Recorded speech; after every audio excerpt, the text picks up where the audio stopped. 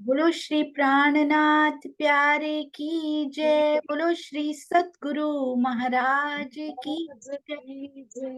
बोलो श्री पन्ना धाम की जय। बोलो श्री सुंदर साथ की जय।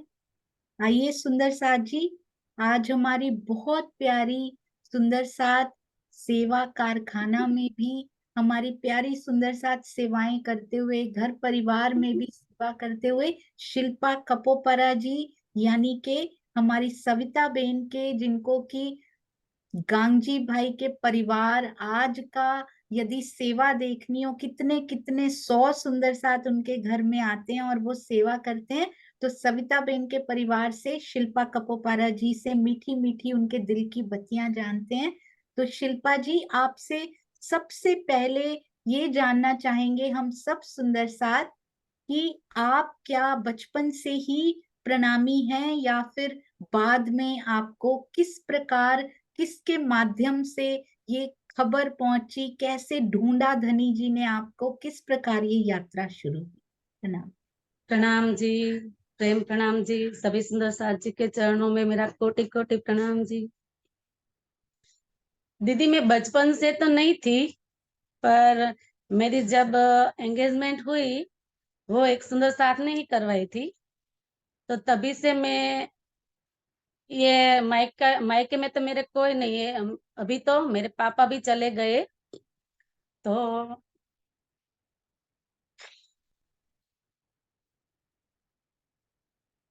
वो शिव भक्त थे, तो हमें शिव की ही पहचान कराई थी। वो देवी को मानते थे, तो देवी की ही पहचान कराई थी।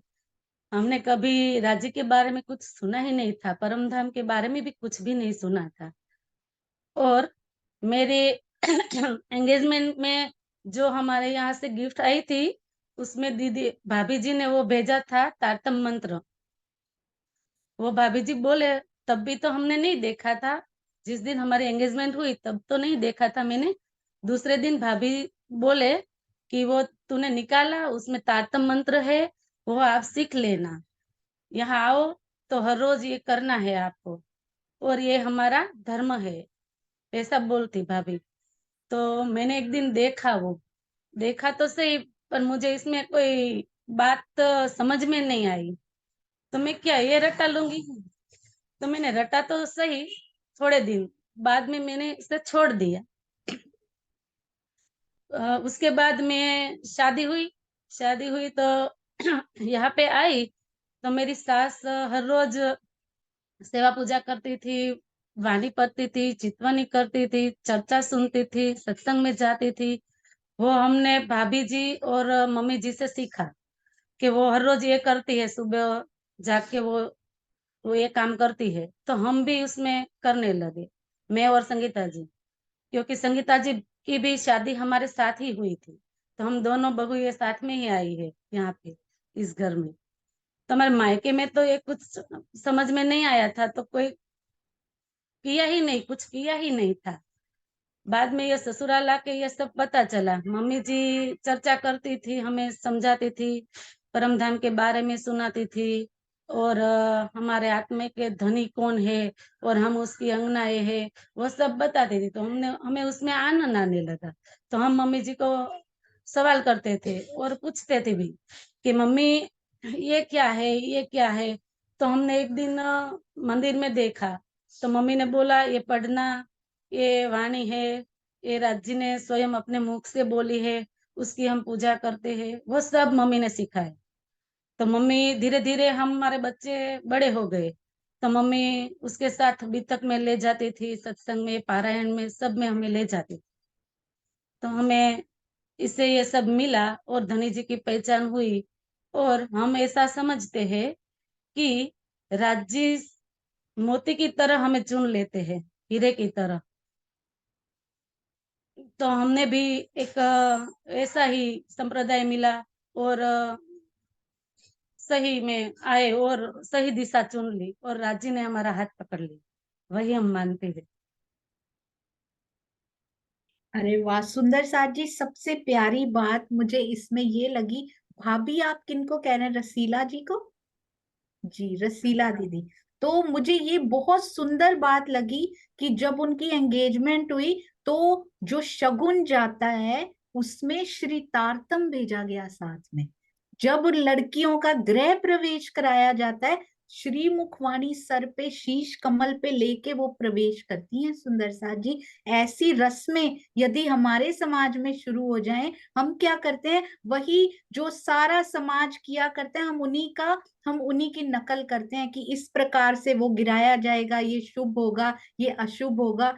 ये देखिए सुंदर सा जी सारी चीजें छोड़ के श्री मुखवाणी को सिर पर धारण करके, शीश पे धारण करके, कौन सा शुभ अशुभ सुंदर सा जी, जब श्री मुखवाणी हृदय में हो, शीश कमल पे हो तो कितना सुंदर। और जब भेजा जाता है शगुन, उनमें श्री तारतम भेजा जाता है और उनको पढ़ती हैं, बहुत दिन तक रटने से शुरू होता है सुंदर साथ जी कार्य। पहली सीढ़ी वही होती है, पहली सीढ़ी क्रॉस करके आती हैं यहाँ, फिर उनको धीरे धीरे शनै शनै समय लेकर सुंदर साथ जी, नो फोर्सिंग, फोर्स नहीं किया जाता कि आपको ऐसा करना ही पड़ेगा, क्योंकि जब हृदय से चीज अपनाई जाती है ना तो उसकी बात ही कोई और होती है, नहीं तो वो बहुत शॉर्ट टर्म के लिए होता है। अति सुंदर शिल्पा जी। और आपके घर में इतने सुंदर साथ आते रहते हैं, उनकी बड़ी प्यारी सेवाएं की जाती हैं, तो आप कौन कौन सी सेवा में भाग लेते हैं और आपको कैसा आनंद वहां पर आता है सुंदर साथ के सतगुरु के दर्शन करके? एक तो मैं मम्मी के साथ सत्संग में जाती थी, तब वहाँ सुंदर साथ ढेर सारे मिलते थे। तो वो सब मिलते थे तो हम वैसे ही सोचते थे कि ये सब तो क्या, गले मिलते हैं और प्रणाम करते हैं, हंसी मजाक करते हैं। वो सब में आनंद आने लगा और हम भी ऐसा करने लगे। और हरीश भाई के यहाँ में हफ्ते में एक बार चर्चा होती थी, तो वहाँ हम चर्चा सुनते थे और सुंदर साथ आते तो उसे पानी वगैरह देते थे। और बाद में चर्चा खत्म होने के बाद चाय पानी पिलाते थे और प्रसाद भी देते थे। तो हम वैसे ही सेवा करते गए। और एक दिन कोरोना टाइम आ गया तो वो सब बंद हो गया। तो हमने मम्मी ने को बोला कि मम्मी ये सब तो बंद हो गया, हमें थोड़ा बहुत मिलता था, अभी तो हमने शुरुआत ही की थी, तो उसमें ये आ गया है। तो मम्मी ने बोला हम घर पे ही पढ़ सकते हैं, चलो हम पारायण शुरू करें। तो हमने घर में ही पढ़ना शुरू किया, पारायण किया हमें सास बहू ने। तो वो घर में ही हमारे बच्चे, मेरे पति, सब ने ये पारायण पूरा किया। और कोरोना के बाद जब दीदी ने बोला, प्रफुल्ला दीदी ने, कि हम भी तक क्यों, श्रावण मास आ गया तो बोले, प्रफुल्ला दीदी फोन किया उसने भाभी जी को कि तुम तीनों आओ ना, हमें हमें 6 भले हो जाए, ज्यादा नहीं तो कोई बात नहीं, हम 6-7 लोग ही करेंगे, अभी तो ज्यादा इकट्ठे होने में मनाही है, तो हम इतने ही करें। तो हम उसके वहां जाने लगे। और उस साल हमें वहां भी तक की पहली बार, और प्रफुल्ला दीदी ने भी पहली बार ही वहां से शुरू की। और आज उसे हमें सुनते हैं, तब सुनते थे अभी सुनते हैं, तो बहुत ही ज्यादातर अच्छा लगता है कि दीदी कितना आगे बढ़ गए, क्योंकि उसका तो मंथन ही ऐसा है, जीवन ही ऐसा है। वो जैसी दिखती है वैसी ही है, वो निर्मल भाव की है, उसका जीवन भी ऐसा है। सुंदर साथ जी, आज ही मैंने एक चौपाई पढ़ी, उसमें कहते हैं कि धनी जी एक रूह को सुख देते हैं, उससे बात करते हैं, तो जब वो बात दूसरी रूह को बताती है तो उसको भी उतना ही सुख आता है। तो ऐसी ये गुजरात की सखियां सुंदर साथ जी, एक को सुख मिलता है, एक आगे बढ़ती है तो दूसरों को कितना सुख। नो ईर्ष्या, नो द्वेष। हमें आपसे बहुत कुछ सीखना है सुंदर साथ जी। अति सुंदर। आप मुझे ये बताइए कि जब ऐसा, कितना सौभाग्यशाली आप स्वयं को मानते हैं कि घर में सारे ही सुंदर साथ हैं, कोई रोकने या टोकने वाला नहीं है, क्योंकि ऐसे बहुत से सुंदर साथ होते हैं जिनको घर से इतनी मनाही की जाती है। तो आप कितना सौभाग्यशाली स्वयं को मानते हैं? और एक बात और जरूर पूछना चाहूंगी कि घर में भाइयों का कितना हाथ है स्त्रियों को आगे बढ़ाने में? क्योंकि जो स्त्री आगे आ रही हैं पीछे जरूर एक संबल भाइयों का होता है कि आप ये करो, तो पीछे से वो संभाल रहे होते हैं, सेवा कर रहे होते हैं। तो तीनों भाइयों का कितना हाथ है इसमें स्त्रियों को आगे बढ़ाने में।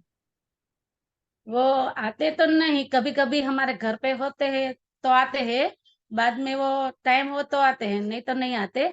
पर हमें कभी मना नहीं करते जाने को। वो रात के 11:30 बज गए होते तो हमारे लिए वो जागते हैं, और हम आते तब भी वो सोते हैं, और हमें कभी मना भी नहीं करते। आप जाओ ना, वही बोलते हैं वो। और जहां भी जाना हो मम्मी को हमें, वो कभी मना नहीं करते, पैसे दे देते हो और जाओ, तुम जाओ। उसने तो अपने जीवन में ही ले लिया है, वो एक शब्द से आगे बढ़ते हैं। कि आप भी जीवन में रट लो, तो कभी किसी को नो सुनो तो भी आ जाएगा, वही बोलते हैं। वो जामनगर गुरुकुल में पढ़े हैं, तो वो गुजराती में तारतम मंत्र भी सीखे हैं। हम तो हिंदी में ही सीखे, वो तो गुजराती में ही सीखे। तो वो बोलते हैं, मैं सागर के पाठ भी करते हैं, उसे भी आता है सब कुछ। मम्मी चला लेती है यहाँ पे, घर पे ज्यादा मंथन होती है, मम्मी कई सालों से इसमें जुड़ गई। तो वो सबको वही, उसका तो जीवन ही निर्मल है, मम्मी जी का तो। उसने तो पूरा परिवार ही हमारा संभाल रखा है। हम तो उसे नींव कहते हैं, हमारे परिवार की वो नींव है, दरिया है। वो सास नहीं हमारी श्वास है। गुजराती में हमें श्वास के धड़कन बोलते हैं, वो हमारी श्वास है। अभी वो पन्ना जी में सेवा करते हैं। और हमारे मेरे मायके में भी कोई नहीं है तो मम्मी साथ देती है, और बच्चे को भी आगे बढ़ाती है, मेरी बेटी को भी वो आगे बढ़ाती है। कि मम्मी 2-3 महीने वहां चली जाती है, मेरी सास पन्ना जी में, सास ससुर दोनों। तो वो वहां से चौपाई देती है, मेरी बेटी को सिखाती है। वो चौपाई आप रट लेना, वो सीख लेना, मैं आऊँ तो मैं पूछूंगी। तो 35-40 चौपाइयाँ मेरी बेटी ने रट कर सीख ली है अभी। और वो घर से निकलती है स्कूल तक वो बोल लेती है सभी। और वो पूरा परम धाम का वर्णन भी 25 पक्ष भी बोल लेती है, स्कूल आती है। एक बार ऐसा हुआ, न्यू गाड़ी खरीदी उसने उसके लिए।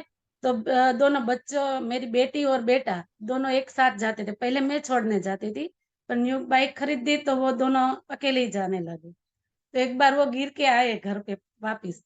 तो मैंने कहा कि आप लोग चौपाई का वर्णन नहीं करते थे, बोलो, आप एक दूजे सहन नहीं करते थे। तो उसने बोला, हाँ मम्मी हमने नहीं बोला था, हम अपनी मस्ती में ही जाते थे, तो हमने गिर गए। तो हमने तब से बोल दिया कि राजी से हम जुड़े हुए हैं, तो राजी घर से निकले तो राजी को याद करते ही निकले। और हमारा दिन ही राजी से शुरू होता है, तो हम राजी को पहले याद करें।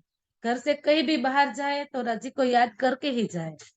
तो उसने तब से प्रण ले लिया कि हम घर से बाहर निकले तो संडे हो तब भी वो नहा धो के हमें राजी को प्रणाम करती है, और हमारे चरण छूती है। और आज उसके जीवन में जो कुछ डाला वो हमारी मम्मी जी ने ही डाला। और भाभी जी ने, स्कूल पहले भाभी जी छोड़ने जाती थी चल के, यहाँ नजदीक में थी, तो भाभी ने उसे चौपाई सिखाई थी। तो वो चौपाई भी आज वो बोलती है कि मेरे को बाबू ने ये पहली चौपाई सिखाई थी। तो वो भी ये वो रटती है, वो याद भी करती है। राम जी, एक ही दिल है, कितनी बार जीतेगा ये परिवार। सुंदर साथ जी, अपनी बात तो वो कर ही नहीं रही हैं। आपने देखा, सारी बात वो अपनी श्वास यानी अपनी सास और अपनी भाभी, अपनी जेठानी की कर रही हैं। ऐसे सुंदर परिवार के चरणों में कोटान कोट प्रणाम। और शिल्पा जी, इसके लिए भी कितना प्रेम इनको मिला होगा कि ये इतना प्रेम उड़ेल रही हैं। और कितना प्रेम इन्होंने भी छोटे होते हुए, कितना प्रेम इन्होंने भी दिया होगा कि आगे से इनको प्रेम मिलता है। अति सुंदर। अब आप ये बताइए, आपकी बच्ची जो है बहुत सुंदर ड्राइंग कारखाना में जुड़े हैं, बहुत सुंदर ड्राइंग बनानी उन्होंने शुरू की है। तो सेवा कारखाने में जुड़ने पर आपको कैसा फील हो रहा है? वो बोलती है, मम्मी नवरात्रि शुरू हुआ, यहाँ तो गुजरात में तो नवरात्रि का बहुत बढ़िया धूम धूम चलती है। तो उसे वो वहां पे नहीं जाती है। तो उसने बोला मैं ड्राइंग कर दूंगी, मैं तब कर दूंगी। एग्जाम चल रही थी तो वो बोली मैं, मेरे को गरबा तो गाना नहीं होता, तो मैं यहाँ पे घर पे वो ड्राइंग कर लूंगी। तो उसने दीदी, मानसी दीदी को बोला दीदी मैं आ जाती हूँ, आप हम ड्राइंग करते हैं। उसे उसमें मजा आता है, वो फ्री होती है इसमें। कि मेरे को जब पढ़ने में अच्छा नहीं लगता तो मैं ड्राइंग कर लूँ तो मैं, मेरे को अच्छा फील होता है। वो वैसा बोलती है। और हमारी संगीता है, वो भी छोटी है पर समझ में बड़ी बहुत बड़ी है, क्योंकि वो हमारे साथ है ही है। तो हमारे साथ ही रहना पसंद करती है। जहाँ भी जाती है हम लोग साथ में ही जाते हैं। और कुछ नया घर में बनता है तो हम साथ में ही खाते हैं। वैसा हमारा घर है। और हमारे पापा भी वैसे हैं। वो थोड़ा दवाइयों के लिए वो थोड़ा बहुत टेंशन में होते हैं तो गुस्सा कर जाते हैं, पर उसका दिल साफ है। वो कभी किसी को बुरा नहीं बोलते। वो हमको तो बेटियों की तरह ही रखते हैं। तो सुंदर साथ जी, उन्होंने छोटी का भी नाम लिया, देवरानी का भी, सास का भी, ससुर का भी, बच्चों का भी। अति सुंदर रहने की ये मिसाल, रहने के बहुत सारे पाठ पढ़ाता है ये परिवार। इनके चरणों में कोटि कोटि प्रणाम जी। आज आपने परिवार में किस प्रकार प्रेम से रहना है ना, उसकी बहुत बड़ी शिक्षा हम सबको दी। आपके चरणों में प्रणाम जी, थैंक यू, ना प्रणाम। जी, ना जी। बोलो श्री प्राणनाथ प्यारे की जय। आप ही जयकारा लगाइए। बोलिए श्री प्राणनाथ प्यारे की जय, सतगुरु महाराज की जय, पन्ना धाम की जय, समस्त सुंदर साथ की जय। प्रणाम जी। प्रणाम जी, प्रणाम जी।